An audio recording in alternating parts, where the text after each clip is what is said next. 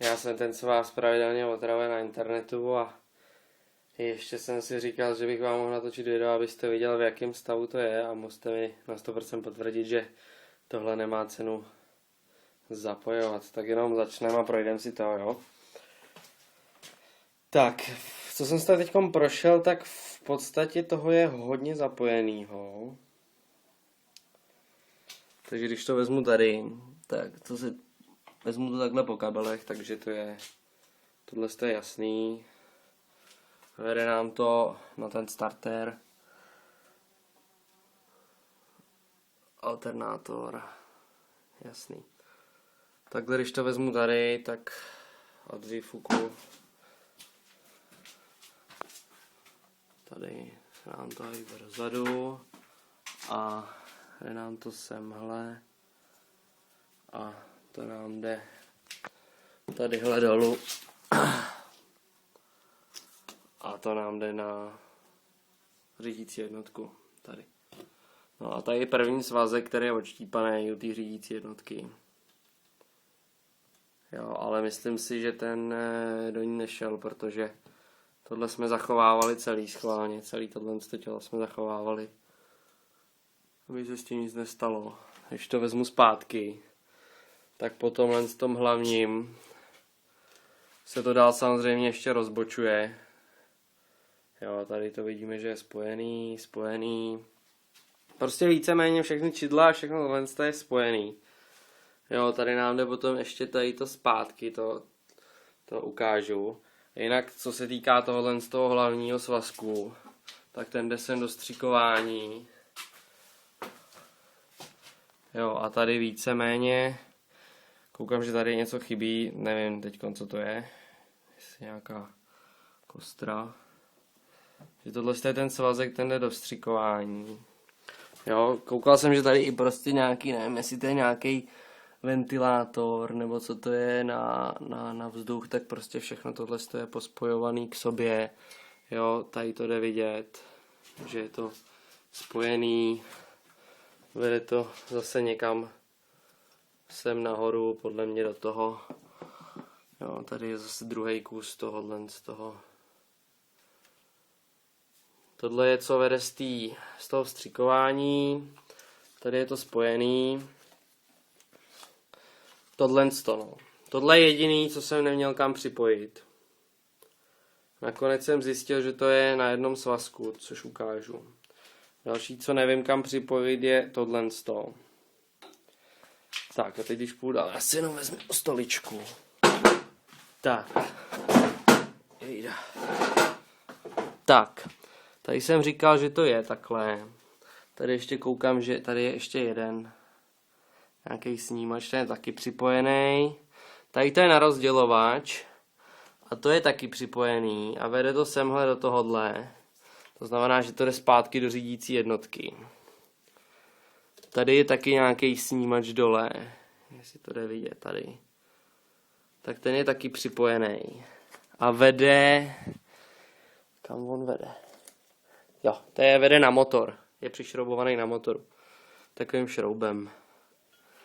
Pak tady mám další. Ten taky nevím kam vede. Tenhle je ten velký. Ten vede zpátky k té řídící jednotce. A ved do téhle černé krabičky. A v té bylo tohle, jo. Jo, a to je tenhle ten. On se mi tady rozděluje. A to je tohle, co nevím kam jde. To je jedno. A druhý, tyhle ty dráty jedou sem. A ty jsou odštípaný, jo. Ale vím, že tohle na 100% mělo něco společného asi se zapalováním. Jo, jinak když takhle vyndám celý. Jestli to bude. To je jedno. Tak. Tohle je indučka, ta je taky zapojená, to jde vidět tady. Jo, ta je taky zapojená a taky samozřejmě vede zpátky tím svazkem kabelu do té řídící jednotky. Tady je nějaký čidlo na převodovce. To bude možná nějaký ten snímač toho klikového řídele. Možná. Teďkom bych možná kecal asi. Tak. Jo. A tohle to je to, co nevím kam jde, nebo vím v podstatě, ale potom nevím jak dál, jo. Jinak tohle to všechno, za co tady tahám, tak to všechno je pospojovaný tady. Tohle je samozřejmě na baterku. Tady i ta váha vzduchu, nebo od čeho to je, tak to taky všechno zapojený. Fakt jsme se snažili, co se týkalo motoru, všechno dodržet, jo. No, a to je asi tak všechno. Tohle vyštípaný opravdu si nevzpomenu, odkud jde. Další, jo. Další tady vepředu, tady od tohohle z toho. Jo, a to je na 95% od ABS, protože tady na tom jsou připojený rozvod brzd. Jeden kabel ze zadu, jsem zjistil, že jde sem. To je senzor na nějakou tu hladinu kapaliny pro brždění. Pak jde asi něco ještě semhle. Abych to otáčel. Tak. Semhle. To jsem nenašel, co to je. A pak je ještě jeden snímač tady, nebo snímač. To je spíš na větrák. Tak a to je asi tak všechno, co jsem našel. Jo, samozřejmě tamhle vzadu ještě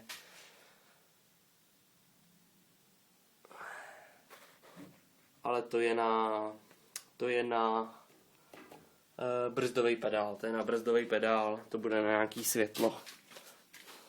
Jinak v podstatě asi tady nic jiného není. Jo, takhle ještě, když to projedu. Tak tenhle ten je volný. To jsem říkal. Ten nevím, tam ten jde na motor. Nevím, jestli to ještě vezmu takhle, jestli tam bude něco vidět. Tam vidím kulový. Dobrý. Tak, to by byla jedna část. A teď, ta druhá, ta horší, jo. Tohle spletice kabelů. To by mělo být vlastně z celý přístrojovky. Jo. Takže jak jsem říkal, ten kulatej, co jsem nevěděl. No, prkna, málo místa. Tak, ten jsem našel, že pasuje do tohohle, jo. Tady to je nějaký silný černý kabel. Tak ten bude podle mě nějaký ukostření nebo něco takového. Jo. Tak tohle to nevím. Kurně, to vždycky vybočuje ten telefon se mnou. Tohle taky nevím. A teď pojedu potom dál. Netuším. Odštípáno. Vím, co jsme ale dělali to, že to, co bylo k věcem, jako jsou motorky stěračů, stěrači a takovýhle a odstřikování, tak to prostě se štípalo. Jo. Tady zase svazek odštípaný, nevím od čeho. Teď tady tohle, jestli vám to k něčemu pomůže. Tam 90 046 něco. Tady je to pospojovaný, tohle taky nevím, co je. Tady jde nějaký svazek taky odštípaný celý. Další odštípaný. Tak, teď si dostáváme semhle. Tady jsem vyndával tohle černý, na tom byla 30, což mi tak asi došlo, že to vede na nějaký. Tak jedeme dál. Tady je dalších milion z těch různých kontaktů. Jo. Problém je, že to mělo palubní počítač, takže tam je fakt senzor ke každému prdu. Tohle taky důležitý. Pojistky. Tak, co jsem dál přišel? Tohle nevím, ale na co jsem dál přišel? Kam pasujou kabely tady k tomu? To jsou, že jo, vod. Což je pro mě irelevantní, to já nepotřebuji teďko, no. A dráty k tomuhle z tomu, to je tohle, jo. A teď zase, když pojedeme dál, tak zase odštípáno. Tady nějaký konektor. další. Tak, tady je nějaká žárovka.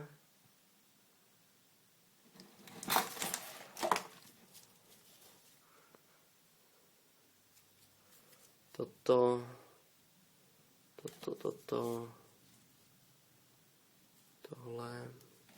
No a to je asi tak všechno, no. Tak, a ještě jedna věc, poslední. Mělo to ABS.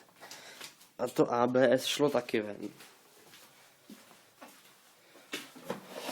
Ale to je taky pro mě nedůležitý teďko. Pro mě je důležitý, aby to běhalo, jo. A to by mělo být vlastně nějaká asi řídící jednotka na ABS.